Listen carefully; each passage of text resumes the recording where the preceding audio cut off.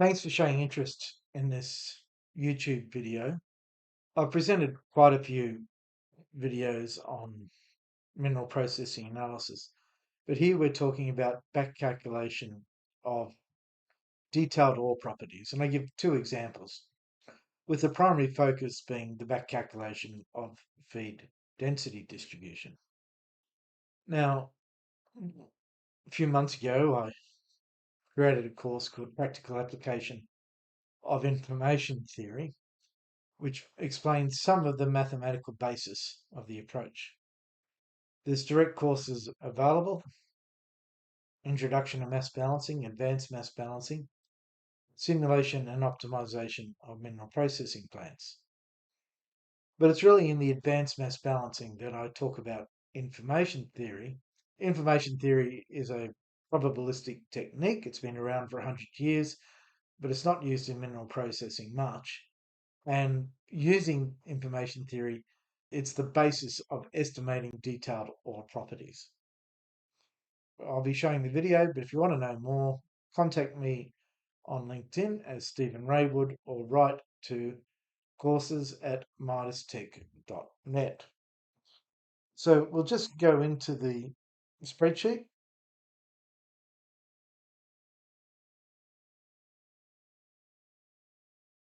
So we have a very simple problem. We have a feed, lights and heavies, and we separate the particles. Here the probability I've made up, it's fictitious, and it's fairly simple. We know the feed distribution. We also know these values, the solid flows and the average densities, and we want to back calculate these probabilities. So we're using information theory. We're simply trying to find this probability distribution so that these estimated values equal those. And that's basically the problem. You use solver, which is all set up, and you get answers. And this is the estimate, the blue, versus the red. And you can see, once we know the probability, we can estimate the distribution of the heavies and the lights and compare with the actual. So I'll just quickly show how it works. We might change this to, say, 0.8 or 80%. And we see how these values aren't the same anymore. There's actually not a lot of difference, so I'll make it a bit more substantial. I'll make that 0.05. And now we can see quite large differences in the solid flows between the estimated and the original, and these are not the same. So we go to solver,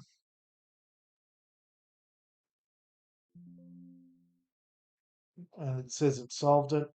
I have to press OK. I'll just show the solver there. So the initial is a bit wonky and the estimated is a bit smoother, which is what you expected, but there's quite a good correlation between the two. So you can change these probabilities. You can also change the feed distribution, and you can apply it and see what the results are. And I did a proposal for ACARP where I tested this using actual plant data from float sink tests with coal, and the fits were excellent. That's problem one, but problem two is far more interesting. We have two cyclones in series. Now, this is a little bit fictitious because we're not likely to get a plant which has this sort of configuration, but I'm showing the mathematical solution to this problem. Now, in actual practice, we still use this method, but it's far more complex. And I'm not really going to elaborate that here. And what we see is we use the same sort of method. The condition here is that if these cyclones are the same, operate the same way, that we simply say the two probabilities are the same, and that becomes a constraint. Because we've added information, we can extract more information. And so we can estimate the feed distribution. So here we see the result, which is in fact very good correspondence. So this is a lot more interesting, where we try and back calculate the distribution of all the ore properties. Here's the flow sheet. It's not realistic. Mind you, it is completely appropriate. Instead of dense medium cyclones, they were flotation cells. But it's showing how this method can be used. And then in reality, when we have more complex circuits, the concepts can still be used to back calculate detailed ore properties. So here we have the original data, which I made up with a fictitious probability and a fictitious feed distribution. From that, we get the heavies, the lights.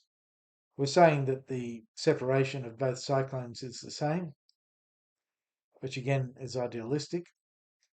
And then this is, over here is the estimate. So we're going to back calculate all this information using just this information here. The solid flows, the average densities of each of the streams. So the light blue is what we're changing, which is the distributions of heavies 1, heavy 2, and light 2, because they're the products of the circuit. If we know the products, we of course know all the other streams. So all we're going to do is use solver and information theory to make sure that these values are the same as the original, and we're constraining it so that the probabilities of the two cyclones are the same, probability distributions. And these are the results, the back calculations. And as you can see, they're very good correspondence between what we estimate and what's there. So to make it more interesting, I'm going to vary this feed distribution a lot. I've already created those values, so I'm just going to Control V. And we see now that we've made a substantial change, the blue being the initial, and we're going to use solver. Say solve, and see how it pushes the distribution onto here. They're virtually the same. Now, this was schematic only, but when we have a plant with far more streams, this method becomes more accurate.